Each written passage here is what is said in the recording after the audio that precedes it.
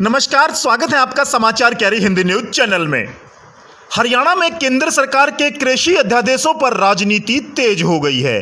पक्ष विपक्ष के बीच आरोप प्रत्यारोप का दौर चल रहा है। कृषि मंत्री जेपी दलाल ने शुक्रवार को किसानों व आढ़तियों को वेबिनार के जरिए कृषि अध्यादेशों के फायदे गिनाए। उन्होंने विपक्ष को नसीहत देते हुए कहा है कि अध्यादेशों पर राजनीति करने से पहले उन्हें अच्छी तरह से पढ़ लें। वहीं हरियाणा प्रदेश भाजपा अध्यक्ष ओम प्रकाश धनखड़ ने कहा है कि विपक्ष के लोग राजनीति चमकाने के लिए शंका का वातावरण बना रहे हैं। अध्यादेशों से न तो मंडी व्यवस्था पर असर पड़ने वाला है और न ही एमएसपी पर असर पड़ेगा। प्रदेश भाजपा अध्यक्ष ओम प्रकाश धनखड़ ने कहा कि अध्यादेशों पर किसान बिंदुवार अपने सुझाव दें, क्योंकि अध्यादेश अभी महज अध्यादेश हैं। हम आपको बता दें कि जिस तरह से कुरुक्षेत्र में किसानों के लिए विभिन्न जो पार्टियां हैं वो खुलकर मैदान में आ गई हैं। धर्मनगरी पर 10 सितंबर को हुई किसान महाभारत के बाद सरकार को किसान के चक्रव्यूह में उलझाने की रणनीति को लेकर के शुक्रवार को कांग्रेस के 3 दिग्गज कुरुक्षेत्र की रणभूमि में उतरे।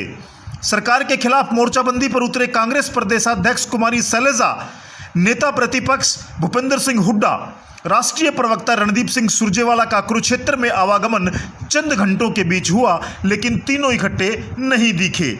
वहीं भूपेंद्र सिंह हुड्डा का कहना है कि किसान बचाओ मंडी बचाओ रैली में भाग लेने वाले जिन 300 किसानों पर सरकार ने केस दर्ज कराए हैं, अगर उन्हें वापस नहीं लिया गया तो कांग्रेस प्रदेश में बड़ा आंदोलन करने को विवश होगी।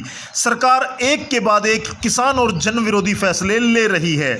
वहीं हरियाणा प्रदेश की अध्यक्षा कुमारी शैलजा का कहना है कि 3 कृषि अध्यादेशों के खिलाफ किसान, आढ़ती व मजदूरों की आवाज को कांग्रेस बुलंद करेगी।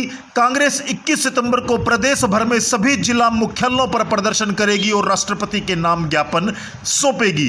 किसानों ने अवगत कराया है कि वे शांतिपूर्ण तरीके से अपनी आवाज उठाना चाहते थे, लेकिन पुलिस ने उन पर लाठीचार्ज किया है। जी हां, जिस तरह से राजनीति गरमा गई है, वहीं प्रदेश में जो किरण चौधरी जो कांग्रेस की विधायक हैं और पूर्व सीएलपी लीडर हैं, उन्होंने गठबंधन सरकार द्वारा पीपली में किसानों पर किए गए लाठीचार्ज की निंदा करते हुए कहा है कि किरण चौधरी का कहना है कि गठबंधन सरकार द्वारा पीपली में किसानों पर कराए लाठीचार्ज बेहद निंदनीय है और इसकी मैं कड़ी निंदा करती हूं। वहीं प्रदेश अध्यक्ष व्यापार मंडल के बजरंग गर्ग का कहना है कि तीनों कृषि अध्यादेशों के खिलाफ पीपली में शांतिपूर्वक प्रदर्शन कर रहे किसान, व्यापारी व मजदूरों पर लाठीचार्ज करने वालों पर सख्त कार्रवाई होनी चाहिए। वहीं भूपेंद्र सिंह हुड्डा ने कहा है कि सरकार किसानों की आय दोगुनी करने की बजाय उन्हें खत्म करना चाहती है। सरकार से समर्थन वापस लें उप मुख्यमंत्री दुष्यंत। ये कहना है खराब फसलों की विशेष गिरदावरी की मांग को लेकर लघु सचिवालय परिसर में कई दिनों से धरने पर बैठे किसानों का उन्होंने लाठीचार्ज की निंदा की है।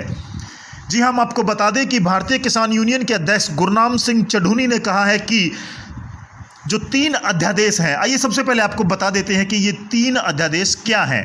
कृषि उपज वाणिज्य एवं व्यापार संवर्धन एवं सुविधा अध्यादेश 2020, मूल्य आश्वासन और कृषि सेवाओं पर किसान सशक्तिकरण और संरक्षण समझौता अध्यादेश 2020, आवश्यक वस्तु संशोधन अधिनियम 2020। किन किन बिंदुओं का विशेष तौर से विरोध किया जा रहा है हम आपको बता दें। पहले अध्यादेश के अनुसार अब व्यापारी मंडी से बाहर भी किसानों की फसल खरीद सकेंगे। पहले किसानों की फसल को सिर्फ मंडी से ही खरीदा जा सकता था।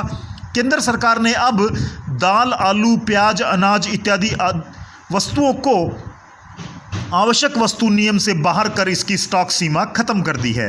केंद्र सरकार कॉन्ट्रैक्ट फार्मिंग को बढ़ावा देने की नीति पर काम कर रही है।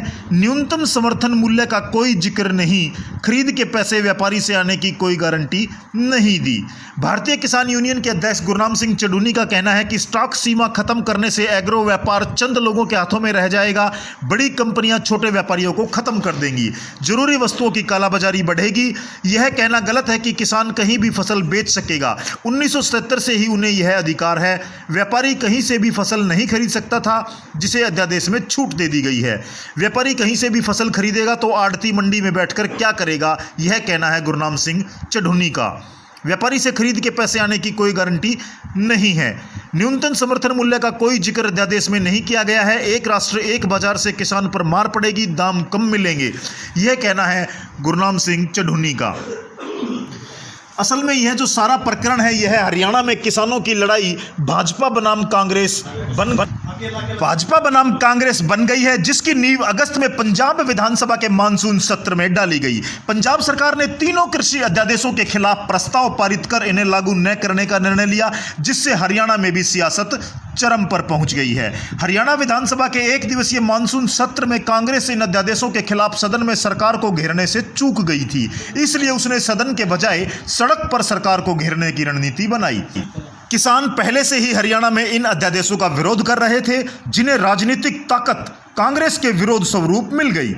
इनेलो ने भी किसान हित में आवाज बुलंद की, जिससे भारतीय किसान यूनियन हरियाणा को और बल मिला। भारतीय किसान यूनियन का चढ़ूनी गुट अध्यादेशों के विरोध का अगुवा बना व साथ में आढ़ती व अन्य किसान संगठन भी जुड़ गए, जिससे मजबूत विरोध की जमीन तैयार हुई।